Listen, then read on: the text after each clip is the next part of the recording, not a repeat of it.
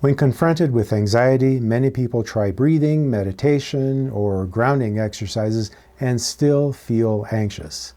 This leads to discouragement and hopelessness while people wrestle with thoughts like, I must be doing it wrong, or something must be wrong with me.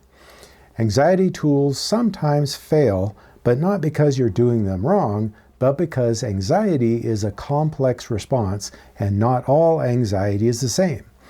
Hey guys, I'm Dan, this is Mindcare Compass, and today I want to explain the real reason anxiety tools sometimes don't work, and what actually does help. It's quite often the case that anxiety management tools are used too late.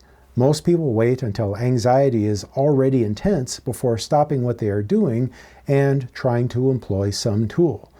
By that point, the brain is already in a high state of activation and the thinking brain is partially offline.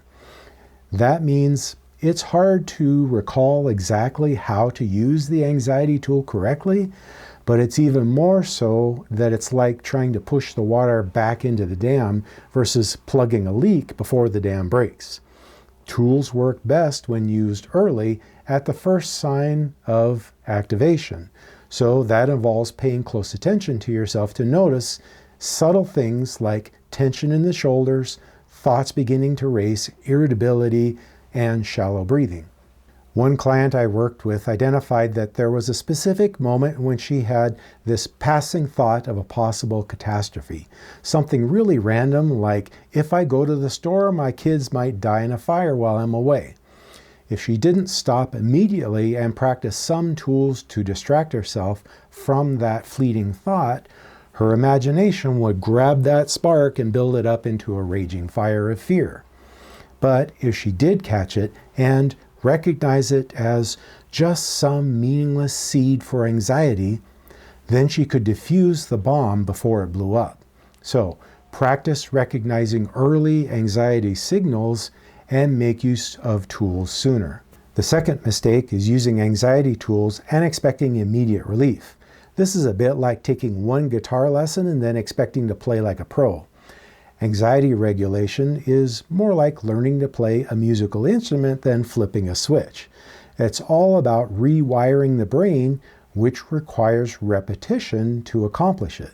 So it's a good idea to approach learning anxiety tools with the same level of patience and expectation. The goal initially isn't complete elimination of anxiety. It's better to shoot for less escalation and faster recovery when triggered. Those goals are more achievable. This third point is the most important, but it's also the hardest to understand because it's a paradox. Here's how it works. Anxiety is all about feeling threatened and out of control. If I'm focused on using anxiety tools to get in control, and all I hear in my head is, I must get under control, then I just feel more out of control and the anxiety grows instead of shrinking. It's like I'm at war with anxiety and using the tools as weapons, and the fact of thinking in terms of a battle that must be won at all costs is what fuels the feeling of being out of control. So here's the great irony. I can calm anxiety by relaxing into it. Now that sounds completely contrary, I know, but think of it like that scene in Harry Potter where Harry, Ron, and Hermione fall into a mass of magical vines called the Devil's Snare. Remember that? The more they panic and struggle, the tighter it constricts, until Hermione realizes the key, relax and stop fighting. When they do, the plant loosens and they sink through to safety. Anxiety works a lot like that.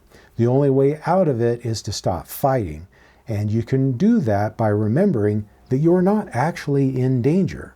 You know, when people experience the first panic attack, it's often mistaken as a heart attack, which makes it really, really scary.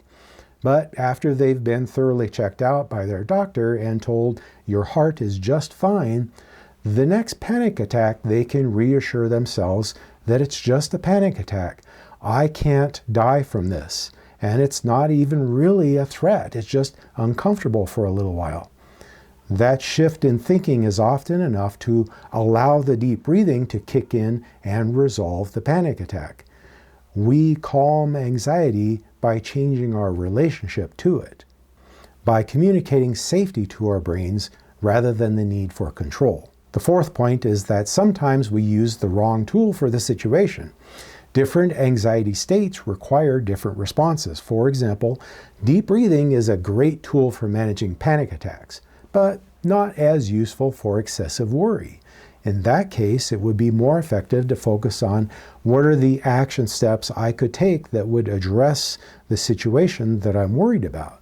If the anxiety actually stems from being triggered into reliving a past trauma, it's best to work on grounding techniques to remind my survival brain that I'm safe in the present and not stuck in that dangerous past. So anxiety management needs to be flexible and not one-size-fits-all situations. Finally, it's a good idea to consider lifestyle factors that might be undermining the tools. These could include obvious things like caffeine or nicotine overload, or more broad issues like experiencing chronic stress in your job. It might include things like social isolation or unresolved emotional issues, which could benefit from processing in therapy. Anxiety management tools are useful, but those tools alone can't overcome a nervous system that has been trained for years to be high alert all the time. So bottom line, if anxiety tools haven't worked for you, it does not mean that you are broken.